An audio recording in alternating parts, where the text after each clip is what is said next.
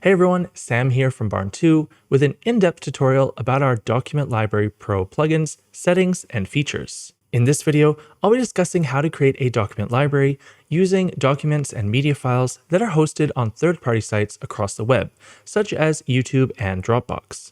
This is a tutorial specifically about Document Library Pro. If you haven't already done so, you can get yourself a copy of the plugin using the first link in the description.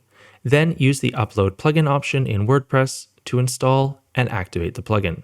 Within the Document Library Pro plugin, it's possible to link to separate documents that are not hosted in your media library or on your own website. For example, you could have audio files or PDFs that are hosted on other websites, or YouTube videos, which are of course coming from YouTube. And you can create entire document libraries using these types of documents. Basically anything not hosted on your site. I'll show you how to do this now in a couple of different ways. First of all, under the Documents screen, you can click on Add New Document, and this will give you the chance to create a document from scratch. But of course, you're not going to actually create the document. It exists somewhere else. So I'm just going to give it a title, and then we're just going to link to it over here on the side. Now, if you don't see this document link section, just click on Screen Options and make sure that the document link section is enabled here. So first of all, I'll just give it a name, and then I can select the type of link that I want. In this case, it'll be a custom URL, and I can link to the YouTube video here. Now I'm going to select this category of hosted offsite just for the sake of demonstration. And if I want to, I can also write some details about the video here in this case. And another option I have, which is a slightly more popular option, is to actually link to the YouTube video directly in the content section of the document. This will allow the video to be viewable on your website and in the document library table itself, such as this video here. I'm just going to grab a YouTube video that I can link to. Now we can publish this here. Now at the moment, we can't see the video because all I have is the image section here. I could upload the YouTube thumbnail as the image, and then I could link to it this way, or I could include the document content in the table as a column, and that would allow the video to show up like this one here. As you can see in the summary or content, you can post the video, and that's what will show up in the table. Otherwise, this will just lead to another page where they can view the video. If I want to add something such as a spreadsheet from Google Sheets, for example, then I can link to it here by clicking the custom URL and linking to it like this.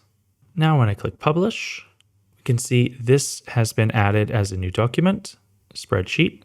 And when I click on this here and click on download, it'll open up the sheet. Now you can actually choose what this button says. So if you don't want it to say download, you could also say open link or go to the document. Of course, just like any other documents, you can add the excerpt or summary and the contents. You can write something else about that as well, so people will know what they are clicking on if they are browsing through your library. Next up, I want to show you how to use a CSV file to import a whole bunch of documents all at once. And this can include links to documents that are hosted anywhere on the web. And all you'll need here is some file URLs, for example, this Dropbox link. Just to note the difference between a file URL or a direct URL. A file URL you would use for something like Dropbox or Google Drive, and a direct URL is something like a YouTube video. Once you have all those links, you can create a spreadsheet, and you can even download our sample CSV from our knowledge base. And I'll also include a link in the description of this video.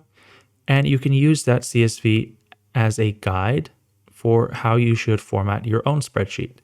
So for example, you begin with the document name on the left, and then you can include all of these different columns. You don't actually have to include all of them though, but if you want that content to be included and to be filled in with some data, then you absolutely should include it. Once you're happy with the spreadsheet and all the data within it, you're going to export it as a CSV file. You can do that in Google Sheets by going File, Download, comma separated values.csv and saving that to your computer.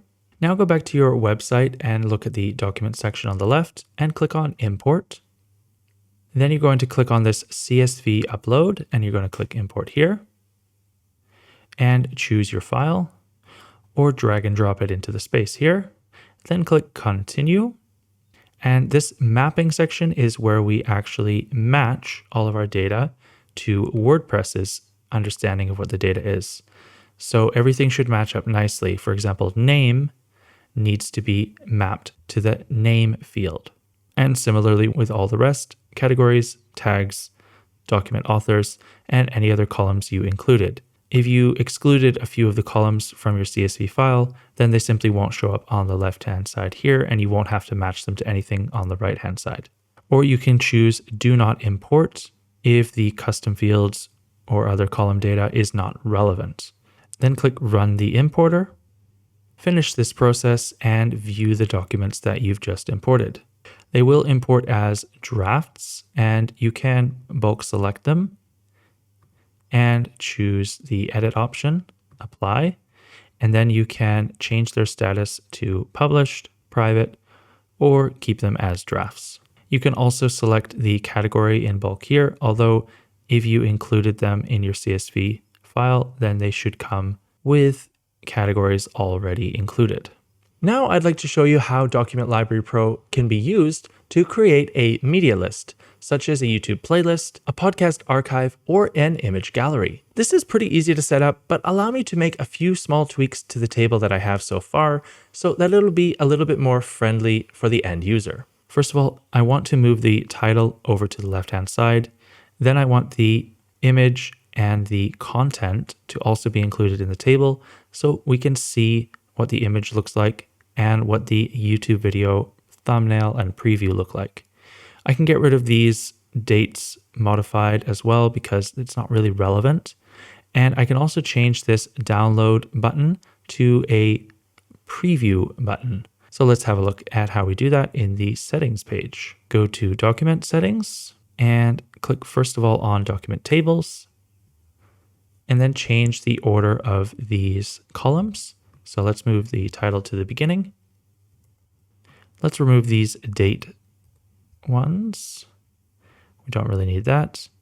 And let's keep the link and let's also include content, comma. Leave the image size as medium or choose a specific size if that's what you need to do. And then scroll down and click on save. Let's take a look at how that's changed things so far. Okay, great. So I've left both in here, for example, but I don't think I would keep both image and content. If I was making a list of YouTube videos, I would just include content without the image, or I would just include images without the content. There is another option which you should be aware of, which is the preview option.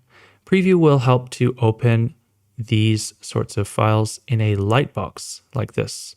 So to enable that, go back to the settings page, scroll all the way down till you see this library content and image lightbox. You need to enable this. Display images in a lightbox when opened. And for document preview, you want to be able to preview documents. So you can select this and that will also preview the documents in a lightbox. Now there are some supported file types, including PDFs, all major image formats, MP4 and OGG videos, and most audio formats, including MP3, FLAC, and a few more. There's a full list in our knowledge base on our website.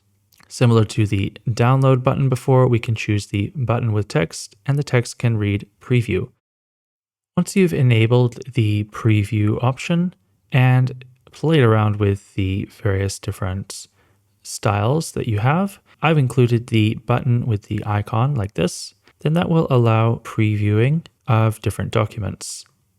I hope this tutorial provided you with a little bit of inspiration about how you can use your Document Library Pro plugin. If it did help you out, I would appreciate a like on this video as it helps out the channel and helps other people like you to find this video. If you need a more complete setup tutorial for Document Library Pro, you can check out this video next.